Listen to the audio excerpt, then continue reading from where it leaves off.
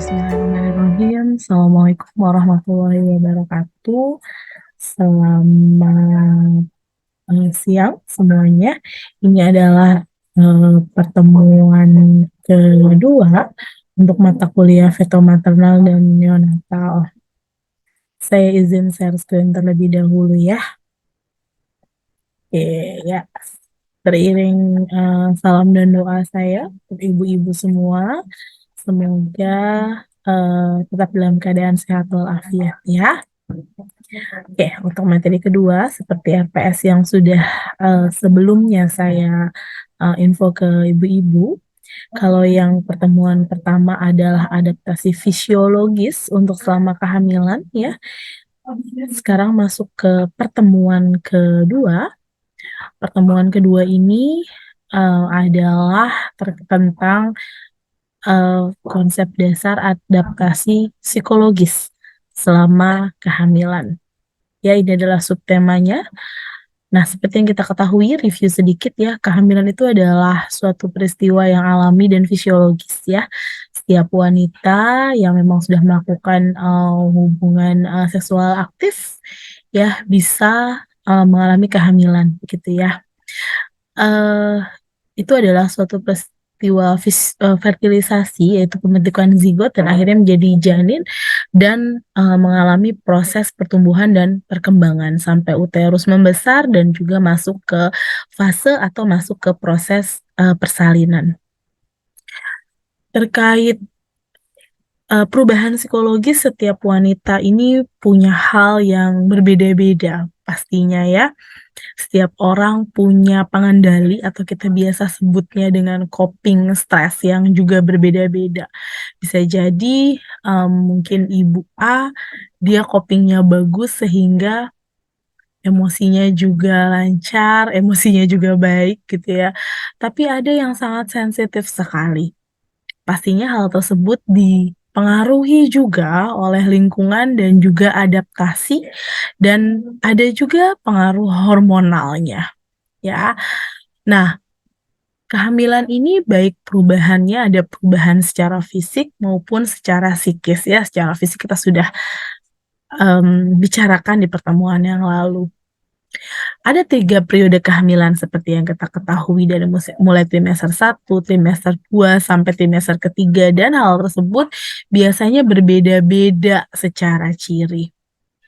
Masing-masing periode itu membawa perubahannya masing-masing atau perubahannya sendiri-sendiri.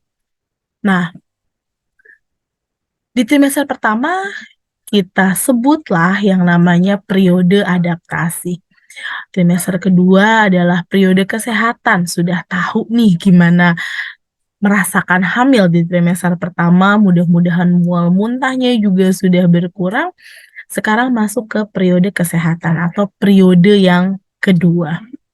Periode ketiga adalah periode waspada, periode cemas menanti sang buah hati lahir, mulai persiapan kelahiran ya, sedetail-detailnya gitu ya.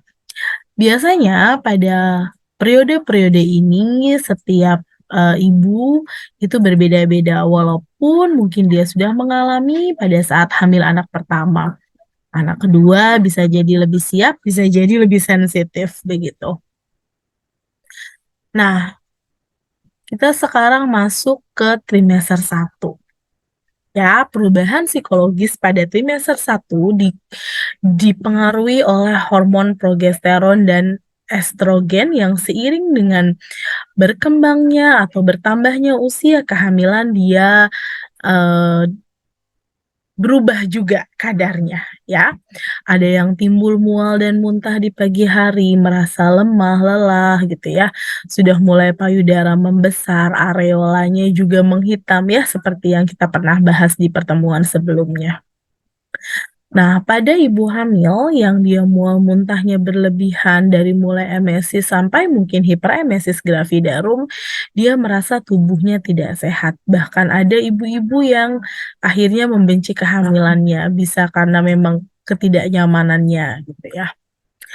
Nah, pada ibu-ibu yang menjaga sangat penampilannya, dia sangat memperhatikan perubahan tubuhnya.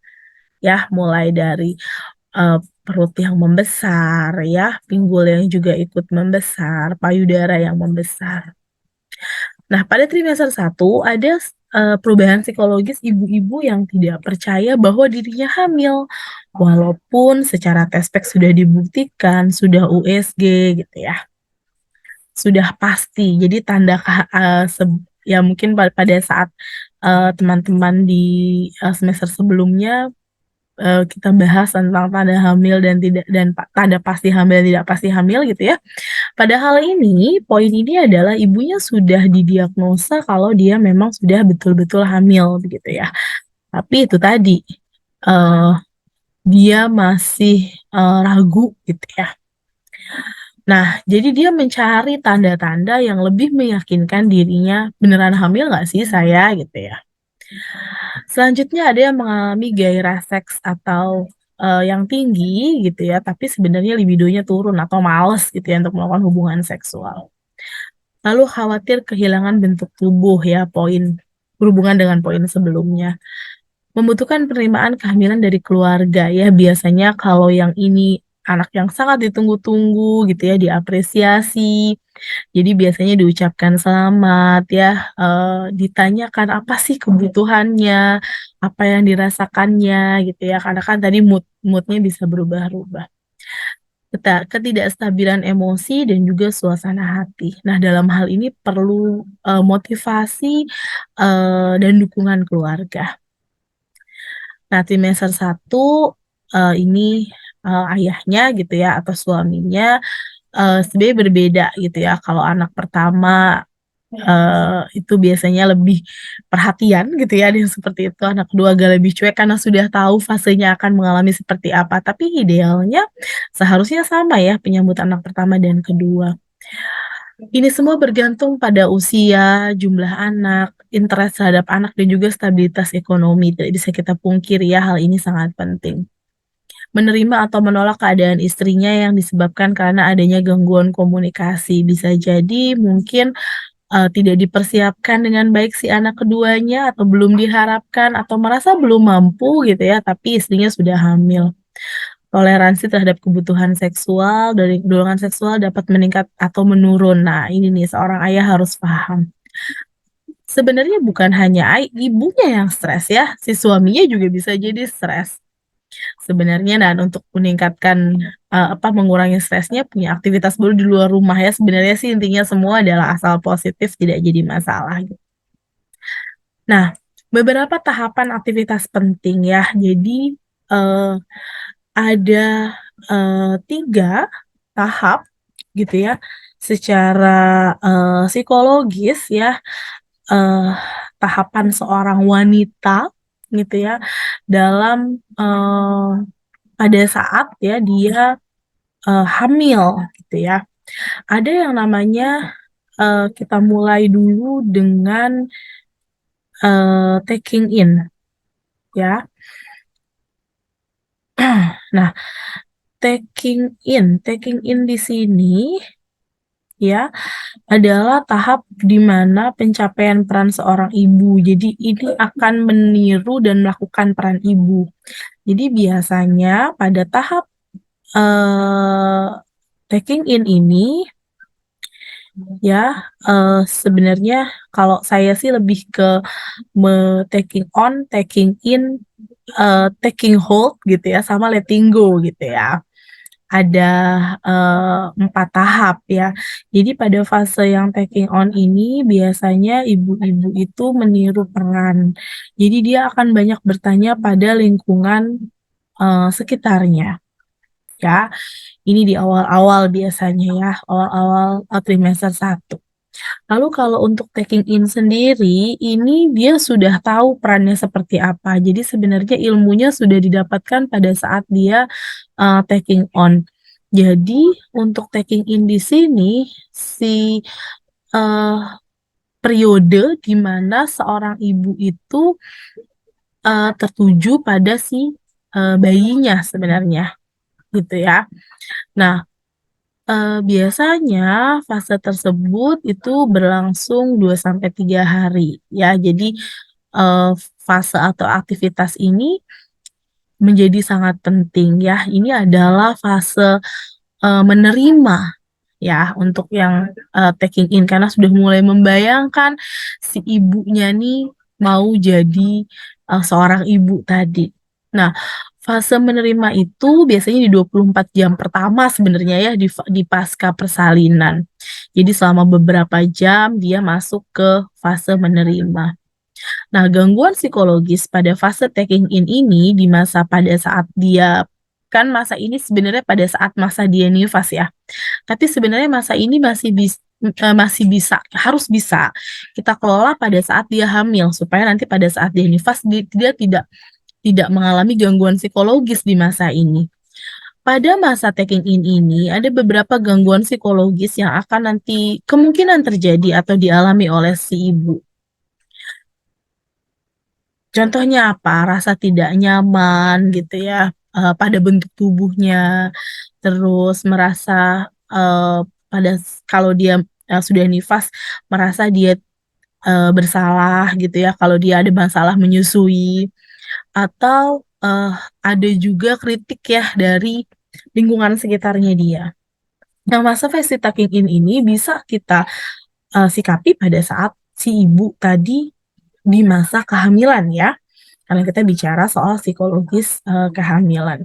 Contohnya apa? Jadi si ibu kalau kita supaya nanti tidak mengalami permasalahan pada saat nanti si ibunya masuk di fase dia menyusui, ya berarti pada saat masa masa, prenatalnya sudah harus dipersiapkan, dia sudah diajarkan posisi menyusui, gimana supaya ASI-nya bisa keluar dengan lancar gitu ya, cara membersihkan puting gitu ya. Pada fase ini pada masa bersalin pada masa kehamilan kita harus sudah memasukkan cara-cara, supaya tidak bermasalah pada saat nanti dia masuk fase taking in di nifas sekalipun gitu ya. Nah, masa, letting go. Nah, letting go ini adalah mengingat kembali proses ya.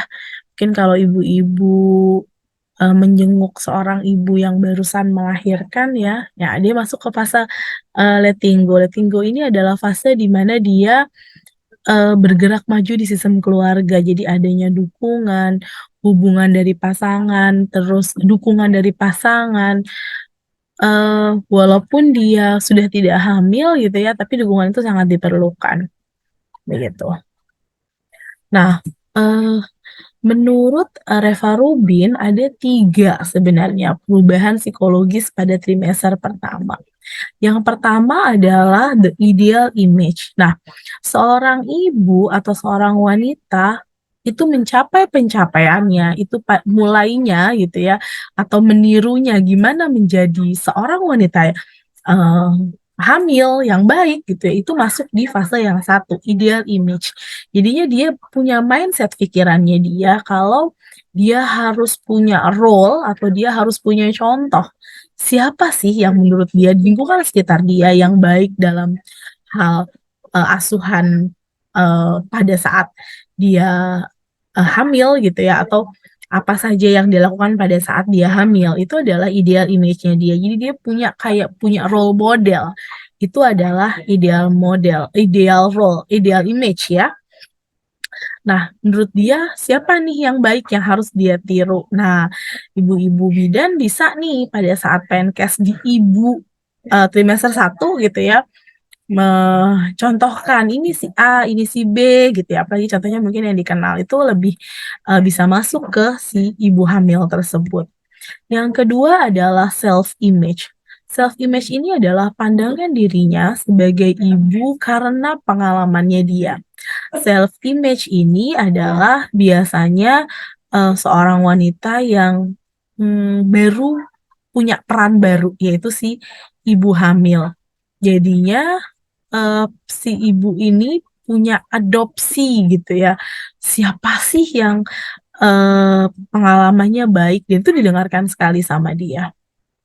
Nah, biasanya self image ini kalau tadi ideal image itu hanya, ya perkataannya aja gitu ya. Kalau self image ini bener-bener diadopt sama tingkah lakunya, gitu ya. Bisa jadi pengalaman-pengalaman orang lain ini membentuk pribadi baru pada ibu trimester 1 yang masuk ke fase the self image. Yang ketiga adalah body image. Body image ini adalah bentuk fisik seorang ibu akibat kehamilan dan juga melahirkan. Ya, jadi perubahan fisik dari pengalaman itu mempengaruhi ya. Jadinya ibunya punya perubahan body image gitu ya, membuat dirinya mengalami gangguan konsep diri, nggak pede karena mungkin lebih gemuk, payudaranya lebih besar gitu ya. Nah, tapi sebenarnya tidak semua ibu mengalami perubahan the body image untuk perubahan psikologi yang the body image ini gitu ya. Eh jadi ada juga yang mengalami tapi tidak sama sekali merubah peran atau konsep dirinya dia, tapi ada yang eh, mengalami gitu ya dan sangat dalam sekali dalam hal perubahan psikologis the body image ini. Nah, di sini peran bidan sangat penting dalam merubah mindset ibu terkait the body image ini. Nah, sekarang kita masuk ke ibu trimester 2. Biasanya perubahan psikologis pada ibu trimester 2 ini ibu sudah mulai merasa sehat ya.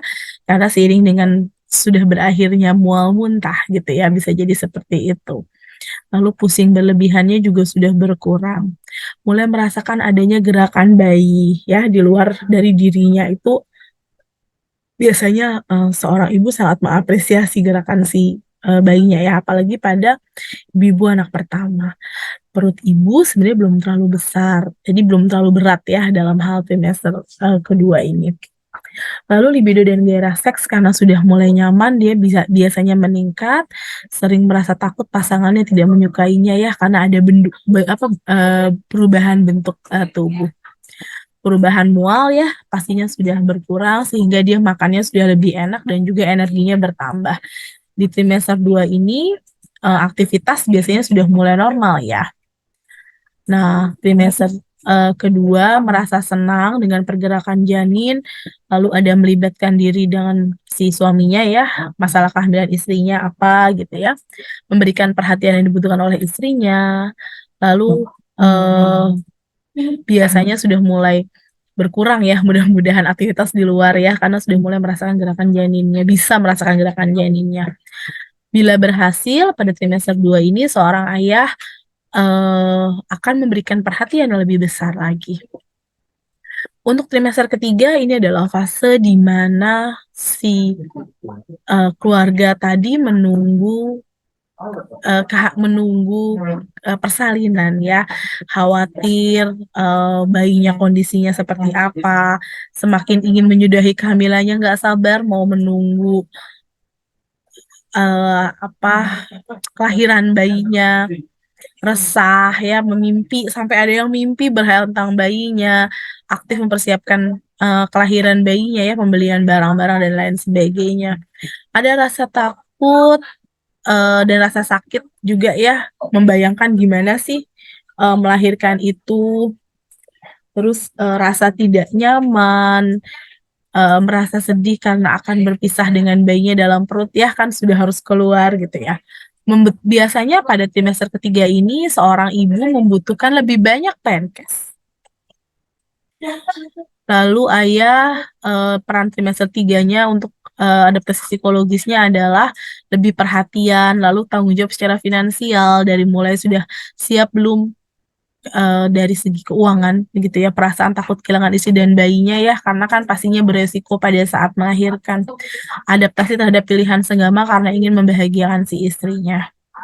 Nah, selama kehamilan banyak wanita yang mengalami perasaan-perasaan apa saja, marah, tertekan, bersalah, bingung, was-was, kesal gitu ya, pilu, dan juga khawatir. Hal tersebut biasanya ditandai dengan gejala-gejala kehabisan tenaga gitu ya. Lalu tidak bisa tidur, menangis ya, gangguan psikologisnya. Menyadari bahwa perasaan amat cepat berubah, terus jadi judes, berpikiran negatif, eh tiba-tiba takut dan gugup, tidak bisa memusatkan perhatian, lebih sering lupa, rasa bingung dan marah, ada yang makannya sedikit atau makannya teramat banyak ya, asik dengan pikiran yang menghantui dan juga kehilangan, kepercayaan, dan juga harga diri. Nah, faktor-faktor psikologis tersebut apa-apa saja sih yang, sebenarnya sangat mempengaruhi psikis si ibu gitu ya? Biasanya ibu-ibu yang punya anak sudah banyak ya atau grande multi, terus khawatir sangat penampilannya berubah, kemampuan finansialnya kurang, dan juga keluhan sulit tidur ya. Tadi kan gangguan psikis. Nah, pengaruh perubahan psikologis pada janin. Sebenarnya masalah ini pastinya akan berpengaruh ya terhadap si, janinnya. Bahkan bisa juga berpengaruh fatal dan, terhadap pembentukan organnya. Kalau misalkan seperti tadi ya, gangguan nafsu makannya turun, itu akan sangat berpengaruh. Nah, stres berkepanjangan itu bisa menyebabkan anak hiperaktif ya di penelitian, Shinto. Lalu setelah trimester pertama bentukan organ itu kan sudah selesai, artinya janin sudah lebih kuat menghadapi pengaruh dari luar. Selain itu janin sudah, mampu mendengar dan bereaksi ya, makanya jangan terlalu cemas untuk ibu hamil. Kondisi ibu yang selalu menyenangkan bisa membuat pertumbuhan janin yang pastinya optimal. Nah, cara mengatasi gangguan psikologis pada kehamilan itu seperti apa ya? Kita harus banyak cari informasi. Jadi kalau Bu bidan harus banyak kasih informasi sama pasien. Komunikasi pastinya dengan suami, check up-nya juga rutin, makan sehat ya. Jaga penampilan bukan berarti harus, langsing ya, tapi dengan pakai baju yang bersih gitu ya, body image-nya bagus, itu akan menambah mood si ibu hamil. Kurangi kegiatan, jangan terlalu capek ya, dengarkan musik itu termasuk healing senam hamil dan latihan pernafasan. Bisa juga masukan buat suaminya ya, bawa istrinya jalan-jalan gitu ya, itu adalah salah satu, cara mengatasi gangguan psikologis. Nah, di sini adalah konsep dukungan suami dan kehamilan ya. Jadi dukungan suami ini, sangat penting dalam proses kehamilan si istrinya. Dukungan suami, ada dukungan emosi, dukungan instrumental, dan juga dukungan penilaian. Dukungan emosi gitu ya, jangan bikin cemas ya, jadi, besarkan hati si ibu. Dukungan instrumental itu, bisa berupa persiapan alat-alat, baik alat-alat persalinan maupun secara finansial. Dukungan penilaian ya, bagaimana si istrinya dipuji gitu ya, supaya, eee, PD-nya juga naik. Ini ya, dukungan emosi, dukungan instrumental ya, nih tugas rumah tangganya dikurangi gitu ya, dibantu si istrinya. Ini dukungan penilaian. Dukungan penilaian ini sebenarnya, sumber depresi gitu ya, bisa juga strategi coping ya, istrinya dipuji, didukung gitu ya, disemangati. Nah, ini adalah konsep dukungan keluarga. Nah, dukungan keluarga saat hamil ini sangat penting. Jadi seluruh anggota keluarga itu harus ambil peran atau harus ambil bagian dalam mendukung, seorang ibu, hamil ya. Kalau dia tinggal sama mertua atau tinggal sama orang tuanya bukan hanya peran suami dalam hal ini, tapi juga harus ada dukungan keluarga yang satu rumah ya. Ini gangguan psikologis masa nifas. Ada beberapa, gangguan psikologis ya, jadi ada faktor biologis, faktor umur, jadi ada postpartum psikosa, lalu kemurungan masa nifas ya disebabkan karena perubahan dalam diri si ibunya, faktor pengalaman, faktor pendidikan gitu ya. Nah, di sini ini ada tugas yang nanti ibu-ibu silahkan untuk dikerjakan ya. Nah, di sini saya mau membahas beberapa jurnal ya yang hubungannya dengan, adaptasi psikologis yang, analisis faktor ya yang paling sering terjadi, yang cukup banyak terjadi saat ini, apalagi pada saat kemarin pandemi adalah ibu dengan postpartum blues.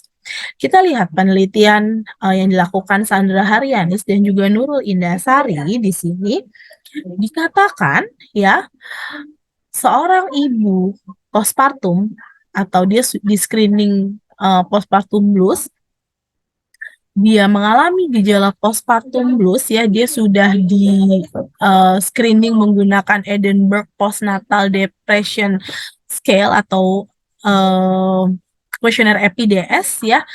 Nah, untuk hasil penelitian dilakukan di Puskesmas Tembilahan Hulu dan Puskesmas Gajah Mada pada bulan Maret sampai April 2021, Ini dikatakan di sini kalau ya eh, berdasarkan uji statistik gitu ya, dibutuhkan dukungan sosial, informasi dan bantuan tenaga kesehatan ibu yang mengalami postpartum blues ya. Jadi sih bukan cuma keluarga, tapi ada gangguan dukungan tenaga kesehatan juga. Nah, yang lain adalah di sini. Nah, ini adalah penelitian dilakukan oleh tentang hubungan dukungan keluarga dengan kejadian postpartum blues ya. Nah, eh, di sini dikatakan kalau menunjukkan ya hubungan antara dukungan keluarga dengan kejadian postpartum blues itu sangat kuat ya di garis bawahi di sini. Jadi dukungan seorang ibu yang punya dukungan keluarga yang baik ya untuk dia mengalami postpartum blues, kemungkinan dia mengalami postpartum blues itu juga akan lebih kecil daripada yang tidak punya dukungan gitu ya.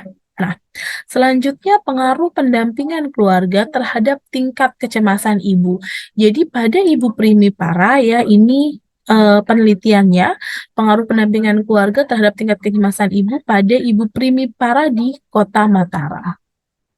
Jadi gangguan kecemasan itu kan sering dialami oleh seorang ibu yang primipara. Penyebabnya apa? Banyak sekali ya, rasa ketidakmampuan, belum siapnya menerima bayinya, sehingga dia membutuhkan perawatan khusus. Nah, keberadaan pendamping dalam hal ini akan membawa dampak yang baik karena dapat memberikan dukungan semangat dan rasa aman bagi seorang ibu. Ya, jadi eh, rata-rata ya hasil penelitian ini rata-rata tingkat kecemasan ibu nifas sebelum eh, diberikan perlakuan pada kelompok intervensi itu menurun 48,24%. Jadi ibu-ibu yang diberikan pendampingan ya kecemasannya itu menurun ya. Nah, eh jadi kesimpulannya adalah pendampingan keluarga itu menurunkan tingkat kecemasan ibu nifas primipara sebenarnya ya. Jadi dalam hal ini pasien-pasien yang diberikan intervensi ini lumayan menurun untuk kecemasannya ya. Nanti jurnalnya akan saya berikan linknya sehingga ibu-ibu nanti bisa membaca jurnal ini gitu ya. Oke, em, mungkin itu saja yang bisa saya sampaikan. Saya open pertanyaan, open diskusi nanti di ruang diskusi. Terima kasih semuanya. Kurang lebihnya saya mohon maaf. Wabillahi taufiq wal hidayah. Wassalamualaikum warahmatullahi wabarakatuh. Dadah.